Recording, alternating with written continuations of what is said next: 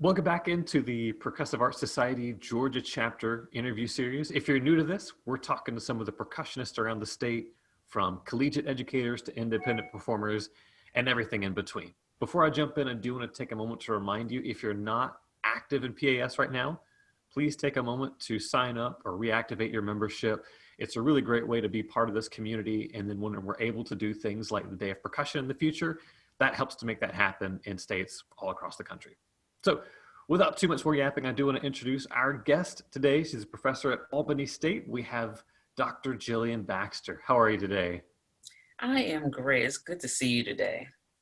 It's good to see you as well. It's nice to see you there in your studio. We kind of popped in just as you're wrapping up some of your duties. So it's nice to know that there's stuff going on in the state. Yes, most definitely. So to kind of kick us off, I just want to ask a little bit about how you got started in percussion, if there was maybe a pivotal moment or a teacher along the way, and then just your journey through high school, college, all of that good stuff. Okay. Yeah, I think I've shared with a couple of people. My first instrument was actually the piano, and it wasn't a decision that I said, "Ooh, there's a piano, I want to play it." It kind of started with, me just being with my mom, and one of her best friends actually played the piano and just saw me one day and said, "Oh, let me see your hands. You look like you have piano hands," and asked my mom, "Can I teach her how to play the piano?" And that's literally how I started playing the piano, which is always really neat. I just kind of stumbled onto it by somebody who just wanted to teach me. And from there, once I started, I really fell in love with it. I remember even the first upright piano I had was actually this old style upright piano, one of those huge ones. And there was no room or no way to get into the house. It was actually outside in my grandparents' garage.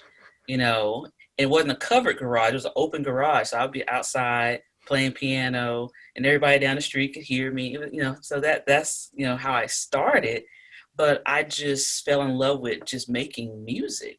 So I just kind of got used to playing. It was neat to be creative and hear things come out of my hands. So I did that for, a few years, and I kept studying piano throughout elementary school. I actually got another teacher once I got into elementary school. One of my music teachers happened to have a relative that said, "Oh, here's a nice piano teacher you should take from them. This is my, sister, cousin, And so I got a new piano teacher. Great. So I'm playing through elementary school while taking general music, things like that. And I got to, because I was playing piano, I actually got to accompany my little general music class. Once they found out I could play a little bit of piano, I got to play the accompaniments in class. So, I got used to just playing.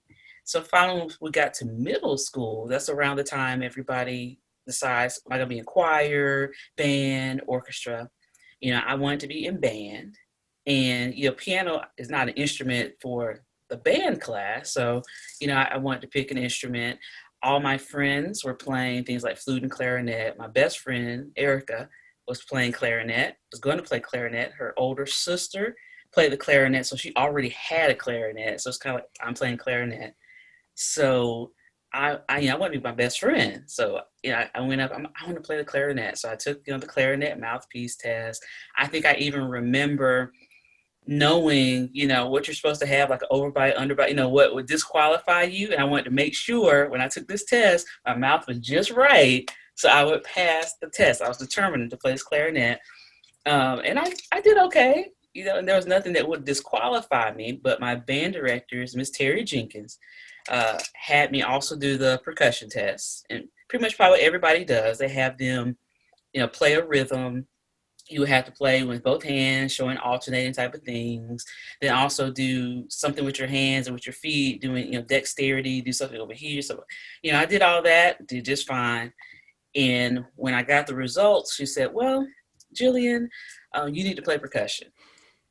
I'm like, "Declare, you're going to play percussion." It wasn't up for discussion. She told me, "You are playing percussion." And I was so devastated. And I remember at that age, I really didn't even understand truly what percussion was, like the whole, what am I getting into? I just knew my teacher told me I have to do this. I guess I'm gonna have to do it. And I remember getting in band class, getting that first percussion kit. I had the snare drum and the bell kit. And I'm like, what is this all about? And I learned how to put it together. And I said, well, I guess we're gonna figure this out. And after I started, it actually was pretty awesome. I enjoyed playing. And the neat thing about my band director at that time, Miss Jenkins, she was under that philosophy, you are a percussionist, so there's not a you start on snare drum or you start on mallets, you play everything. So literally for every class we would come and I'd set up the snare drum, set up the bell kit, and we would play everything, so maybe the first time through, I play the snare drum part, we played again, I play the bell part. And that's how it went for all the class. So everybody, we had everything lined up and we'd have to play. And chair placement was based off of you play rudiments, you play scales, you play the solo, you play everything all the time. So then I didn't really know that there was a difference, that I had an option of being good on this or good on that, or it's just how I started. So it's interesting. I think now when people are always asking, well, which instrument should I start on? I'm thinking, I don't know what to tell you because I started on both and I had to simultaneously learn it. It was just no option. And I'm glad my band director did that. So that got me through, definitely sixth grade. Seventh grade came about the time where you could audition for things like region band, All-State. My band director said, you should audition for All-State. And a good instrument for you to start with is timpani. I'm thinking, timpani, okay. And she said, I happen to have a good friend who plays percussion. You're going to go and study with them. And that was Miss Catherine Brooks. And she literally, my band director put me in her car and drove me. It was in the next city. She drove me over there to take me so I could have lessons with that teacher, Catherine Brooks. It just so happened she was one of the big percussionists in South Carolina at the time. She was the one who was always judging All-State, always judging Governor's Honors. Most of the time wrote some of the things on the audition. That happened to be who my instructor was. And it was really neat because I went, and I don't know if people, think about, most people are used to the Ludwig pedals, things like that. She had in her office, her house, the Leedy pedals with and so that's what I learned on. And she said, it's important for you to learn on these pedals because you may go somewhere and people have no idea how to work these pedals. So those are the first timpani pedals I learned on. Wow. And true, I ended up going somewhere, probably in middle school, that had these pedals. Nobody knew how to use them. I'm like, I know, because my teacher taught me. But I really, she taught me, I did a lot of keyboard stuff. I did snare drum things, timpani. She really got me set up. And my first audition experience was as for timpani, for All-State. And I actually made it the first year. I made it first year All-State. And that was pretty exciting. And at that particular time, I think it's changed a little now. You had to audition on all the instruments. So when you went, you played timpani, snare drum, and keyboards. You had your major instrument, but the other instruments, just the excerpt was shorter. And of course, you had your technique stuff. And then you also had to know terminology. They would actually ask you from a whole list of all the musical terms. They would say, what's crescendo? What's it? And you had to know these. And so there was a lot of stuff we had to know for the auditions. And so I did timpani, 7th and 8th grade. And when I went to high school, I decided I wanted to audition for keyboards. Okay. And that's when I started, auditioning, like I said, for keyboards. By the time I got to high school, I was in wind ensemble. Of course, I did marching band. I ended up mostly in the front ensemble because a lot of the guys weren't hip to having a girl in the drum line at that particular time. It's a little bit more, it's a little bit better nowadays, but back then, that wasn't the thing. And so I did front ensemble. And before I left high school, because I was still playing piano, my band director there, Mr. Hill, said, well, you play piano, maybe you should be in the jazz band. So then I found myself playing piano in the jazz band, playing percussion in wind ensemble, playing, definitely in marching band. And, before I left, I actually auditioned to be drum major and did drum, got to do the conducting with that. So, I just had a lot of great experiences throughout high school. I, auditioned for Governor School for the Arts, made that. Every summer after probably 10th grade, I was always doing, if there was a camp, I went to it. USC had a summer band camp. I went and did that. Winthrop had something. Every college had different things throughout the year, and my band directors always made sure that I knew about them and said, "You need to go audition and do this. You need to go do this." And it kind of just set me up for a career in music. I love music. I knew that I wanted to do something creative. At first, I wanted to be like a writer. I wanted to, write books and things like that. I love to write. I still do. But I wasn't sure, like, should I be a writer? I really, really love music. But then I was good at math. I was in advanced classes in math.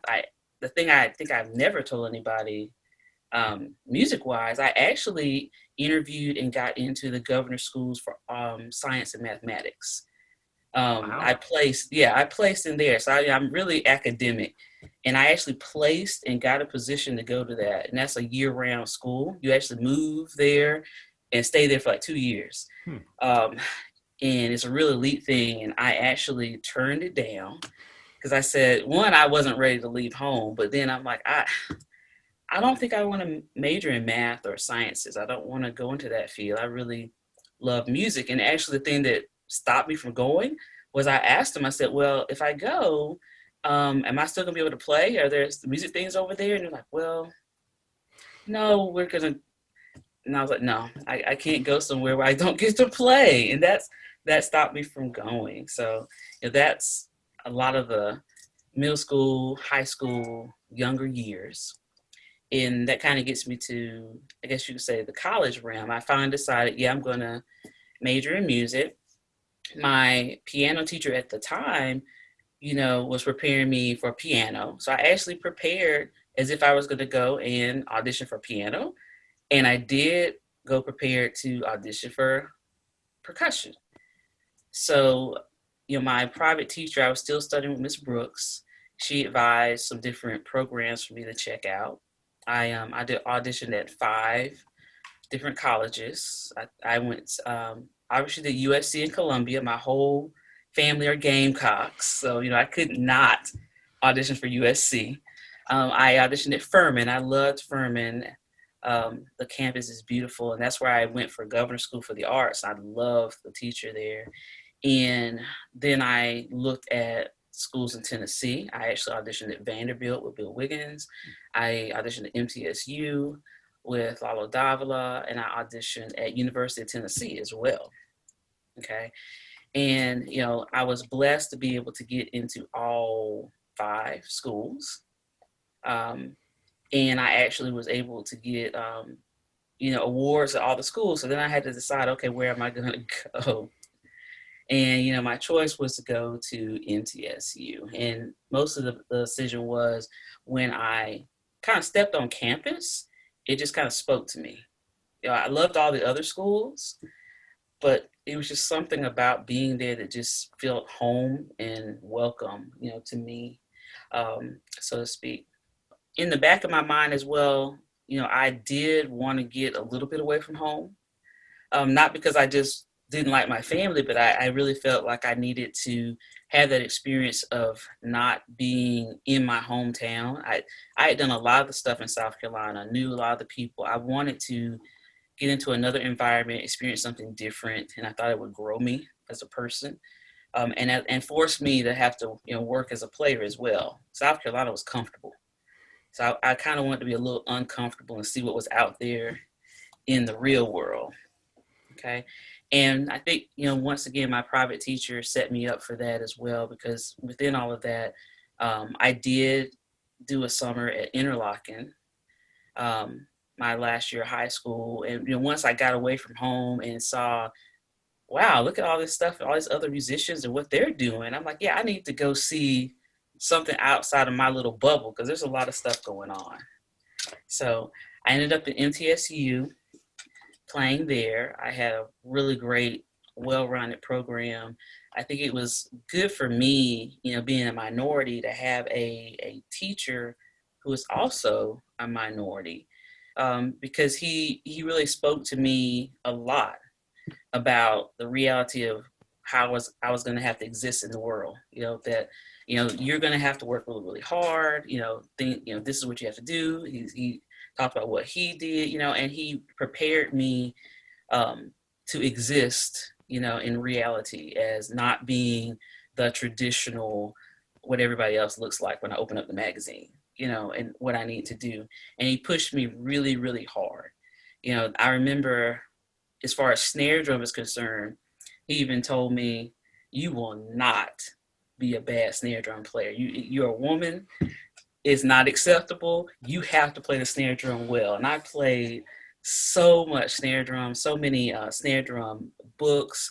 I think when I tell people how many books I did in undergrad, they're like, "No way." I said, "Yes, I played these books from beginning to end, every single etude, all these books."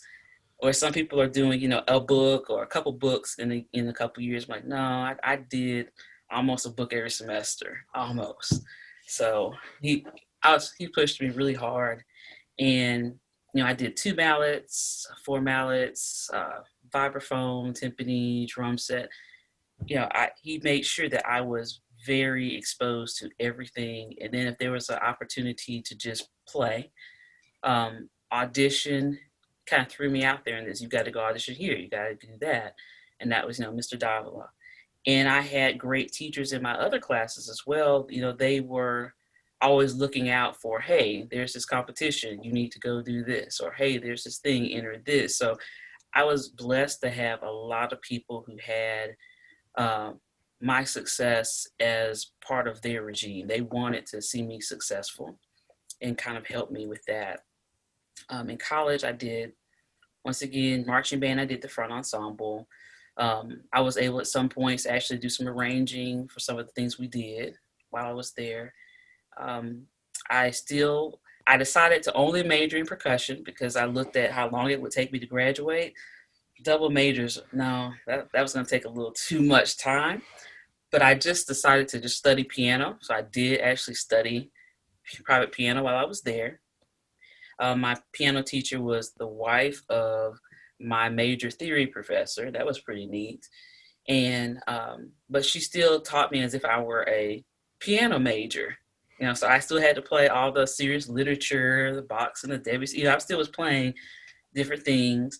And once other teachers found out, oh, you play the piano, well, why don't you come over here and play a jazz band? I went to audition for jazz band. I wanted to play jazz vibes, but they had no one to play piano. So of course, who got drafted to play piano was me. So I ended up playing jazz piano and in jazz combo. I think it's great for me. I had so many different styles that I got to be exposed to that it just helped me. I just started wanting to absorb all things music. So I just kind of looked at it as an experience to just be a good musician. So on top of that, my teacher, Mr. Davila, while I was there, decided that he wanted to start a salsa band. Okay. And he had tons of percussionists to play in it. So, but he didn't have a pianist. And so since I was already in his studio, why not have me play piano in the salsa band? So I got to learn how to play salsa, as far as piano is concerned. So once again, it kind of sounds like a lot, but for me, it was just an opportunity to learn something new. So, I found myself, like I said, doing salsa music, jazz music.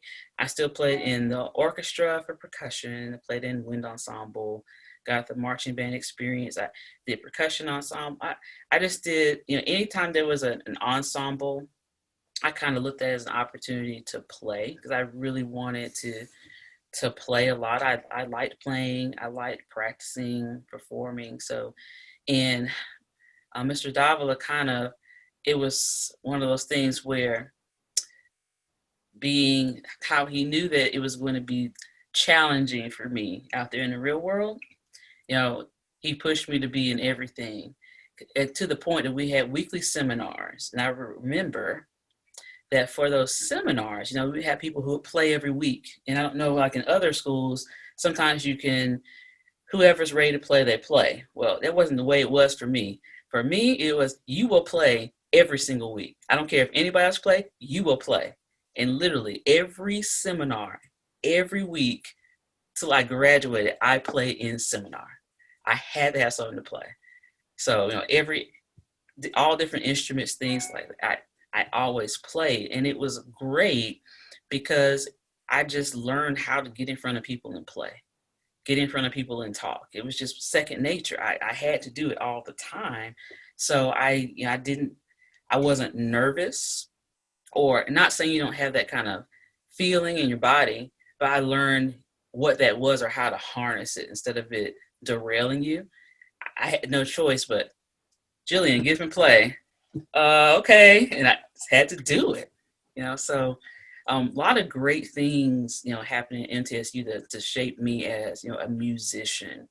Mr. Davila always had knowledge of different opportunities, even the band directors, everybody, if there was a event coming up, hey, this is for such instrumentalists. Shouldn't you need to go audition for that? Go try for that. So I ended up doing the Lee Howard Stevens seminar one summer, and that was really exciting because Lee Howard Stevens was actually there, and I got to learn, here's the Stevens technique really from him. And, we went back to the basics of here's the mallet, this is how it really goes in your hand. This is really what it's supposed to feel like. This is really what, and it was totally different from looking in a book or people just kind of saying, hey, this is Stevens grip. When you have Stevens saying, this is really what I meant when I said it, changes the whole game. And there were things that, I was like, wow, that changed everything about how I could play. But then during those times there, we had exposure. Shi Wu was there.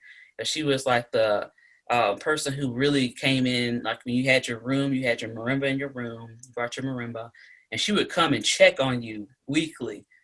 Let me see this. What's going on with your hands? And I remember she was the one who really taught me how to do laterals. I don't know if anybody think about laterals and that whole movement.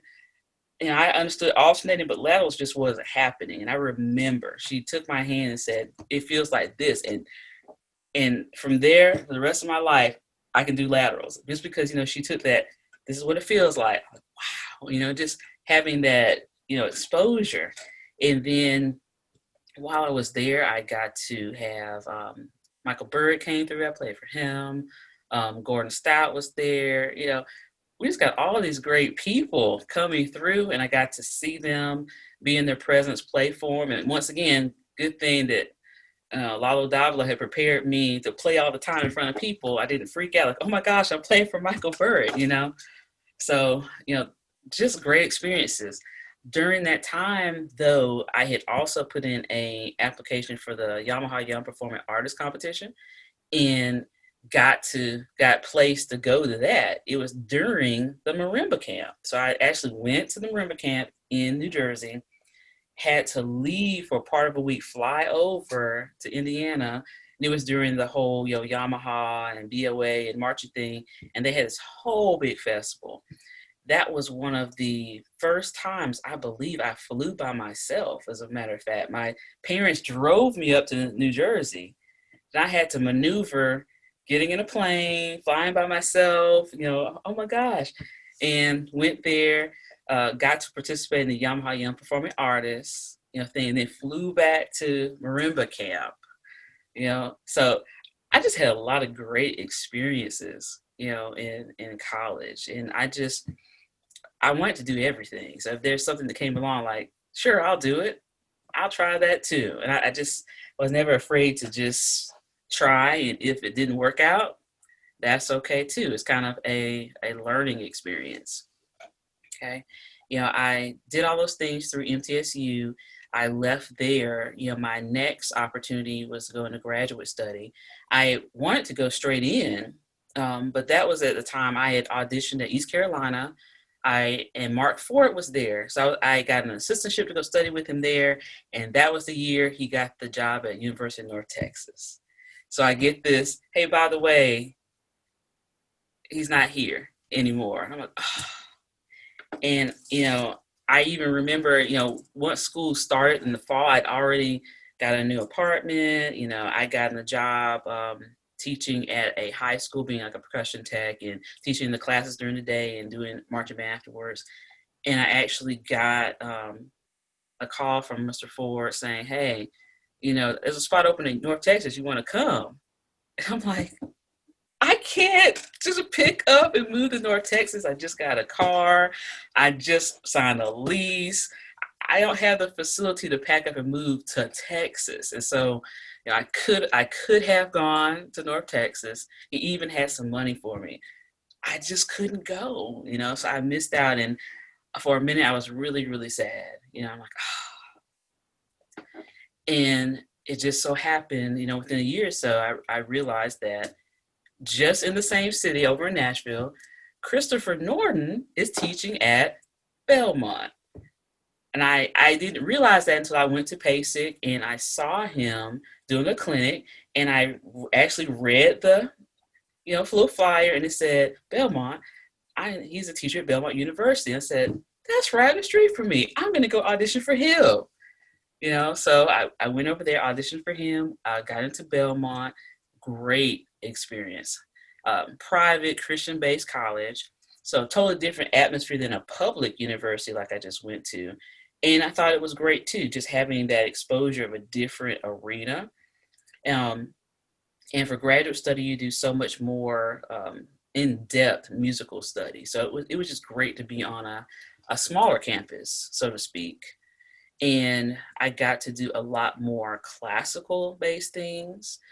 He had people coming through there as well, like Christopher Lamb came through. I mean, he had tons of great people come through as well, and I got to play for them or see them play, and they did clinics. So a lot of intricate things. I learned a lot about pedagogy. We spent a lot of time on literature, like, here's what you should know as a percussionist. You need to know we had to develop a whole 4-year plan of attack. I had from beginning A to the end. If people come in playing percussion, these are the books they're going to play. This is this and this. This is why. We had to do a whole 4-year plan. There was a lot of things that he had us do that really set me up to be ready for college teaching, or even having my own studio. So a lot of micro things like that. And if anybody knows Christopher Norton, he's just a great all-around guy. So not only did I learn to be better as a percussionist, I just learned how to exist, in life from him as a person, because he's not very loud. He says what he means. He's very nice, and I think at one point in time, I thought that to exist in the music land, you have to be that aggressive, loud. I enter the room, everybody sees me. There's this persona, but I learned from him that you just need to be yourself. You don't have to be what people say they think you should be, or that picture of what everybody sees, on social media or anything like that. You just be you and be the best you can be. And that life lesson just helped me forever. Okay. From graduate with him, I actually went straight into trying to do my first college teaching job. I remember by the time I left that program, I had 21 percussion majors. And I was also teaching music appreciation, percussion ensemble. I had started a keyboard ensemble, like for keyboard percussion.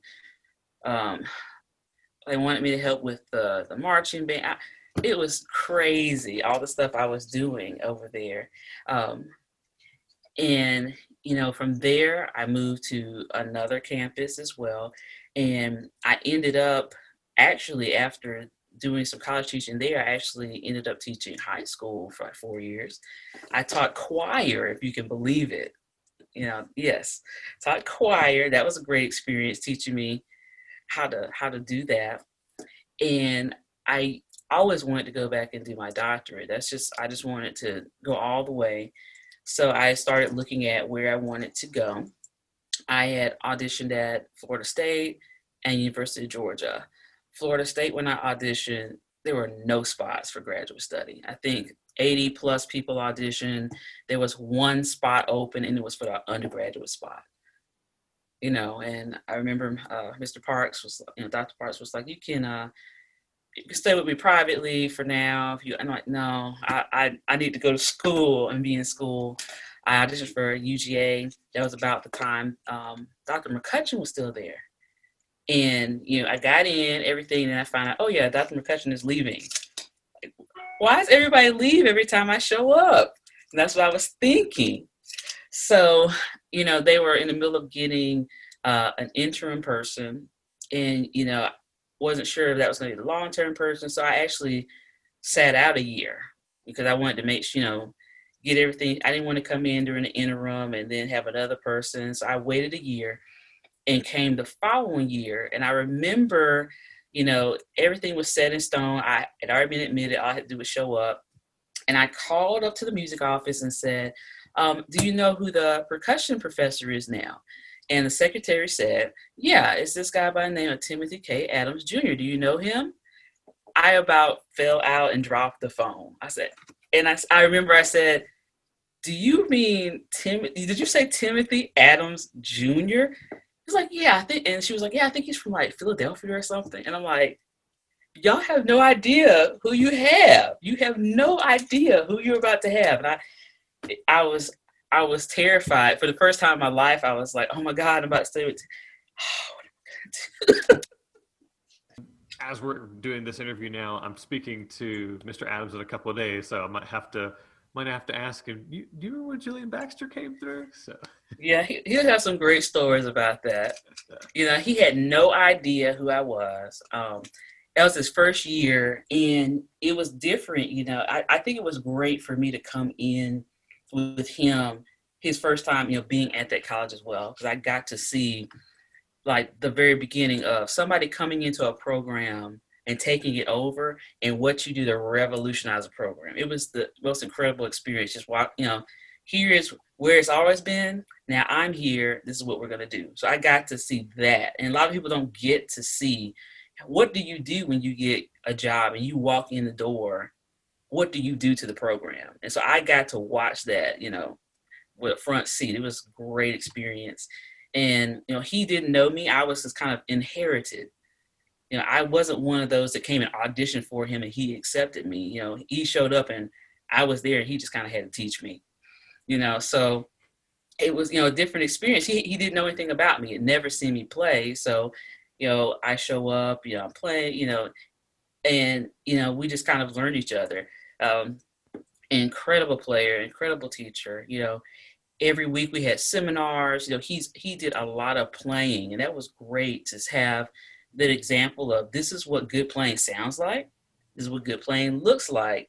Now this is what you do. And also breaking down, this is how you fix this. This is what you do. If you want to sound like this, this is how you do that. And not saying I never had teachers who told me how to fix things, but to the very finite detail that he would do, it was incredible, and crazily enough, a lot of things he said, I actually did do them. And, one of the things he would always say is, just do what I tell you to do.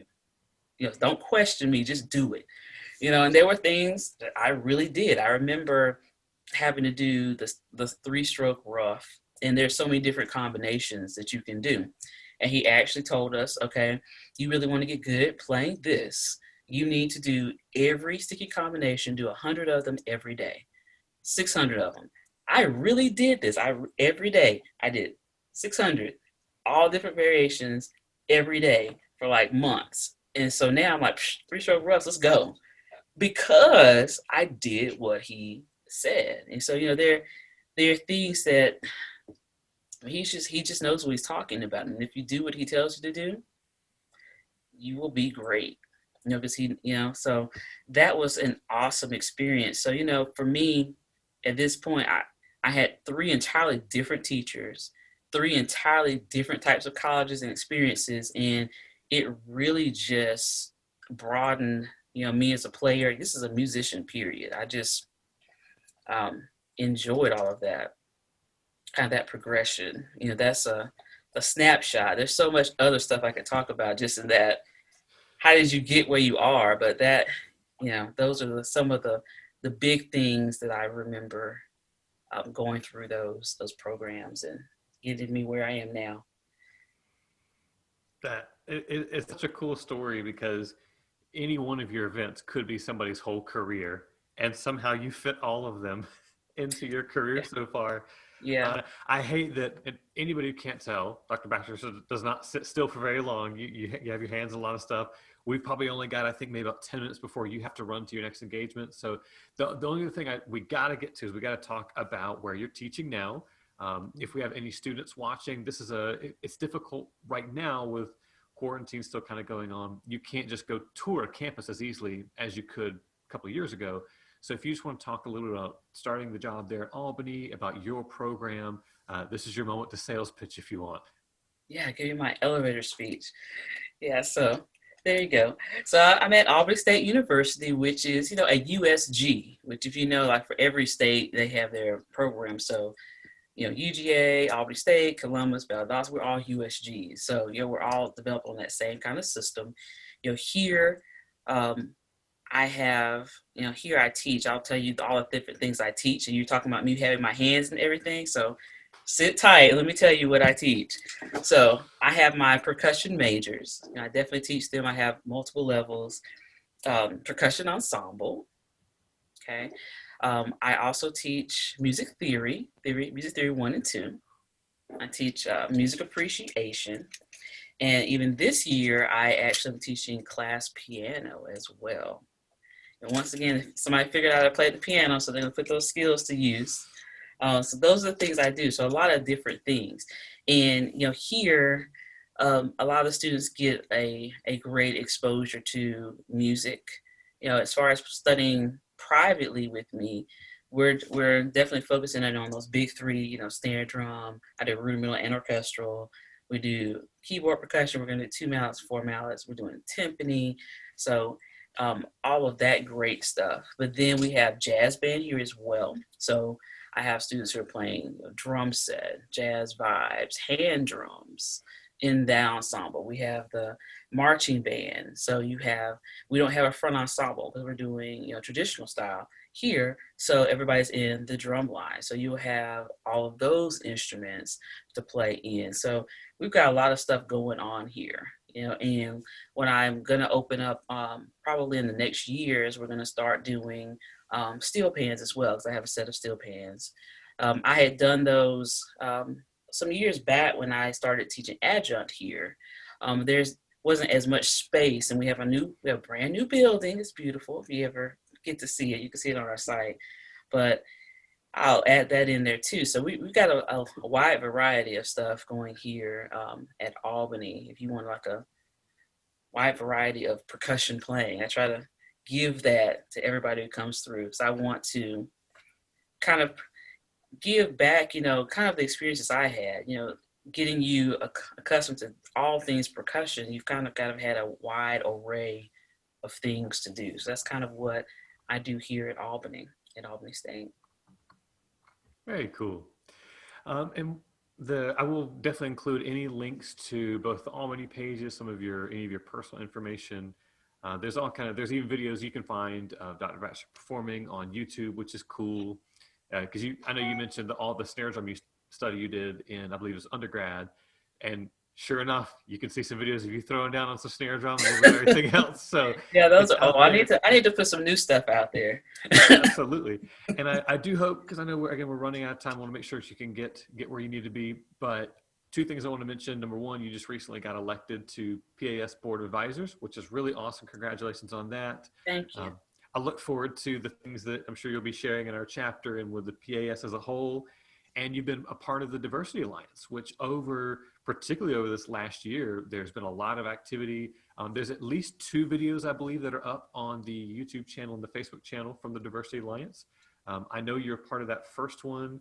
There's a lot of heavy hitters in there besides yourself. We had Terry Lynn Carrington, Yes. Josh Jones, Joe Moore, Teddy Hall. I mean, it's an amazing list. So when you finish watching this video, anybody watching, please go watch those videos because they're amazing. So I would love, again, to have you back sometime for Georgia. to talk, maybe have a couple of us together from the state just to discuss more of that. But we could probably be here for 6 more hours just unpacking, every couple of years in your career so far. So I do thank you so much for the time you've given us today, sharing the story. I'll give you another minute if there's anything else you wanted to say, either for Georgia Percussionist or just anything that was left on your mind before we wrap up. Yeah, I definitely would just say, as far as just the most important thing I think that has driven me, and I think it's just important, music, if that's the path that you choose to be in, you do it because it's something that you love. It's something that, is a passion for you. You enjoy doing it. And I believe that if you're going to do anything in life, no matter what it is, time is a valuable element. You can't get it back. So if you're going to spend the time to do something, why not be the very best you? So I chose to do a whole lot of different stuff. That doesn't mean that you have to do 20 million things either, but whatever path you choose, just go ahead and try to be the best you at it. And don't also get caught up in, I've got to beat this person or beat that person. Be more consumed with just being the best version of you in that element. I think that's the important thing that we should remember just as musicians. Just enjoy making music, and be in love with music, and all of that will come out in your story. As a perfect ending, a great way to wrap up your story so far. So thank you again for all the time. I may end up bugging you about doing an interview part 2 so that I can ask you this list of 10 more questions I've got over here. But in the meantime, for any of our listeners, again, make sure that you're active in PAS so that you can be part of this family, experience all the cool stuff whenever we bring back days of percussion, and it's safe to do so. It's just a cool thing to be a part of. It's a great community in the country and the world and the state here. So thank you, everybody, for tuning in. Keep an eye out for any of our future interviews. Check out any of the links for Dr. Baxter, and we'll see you in the next interview.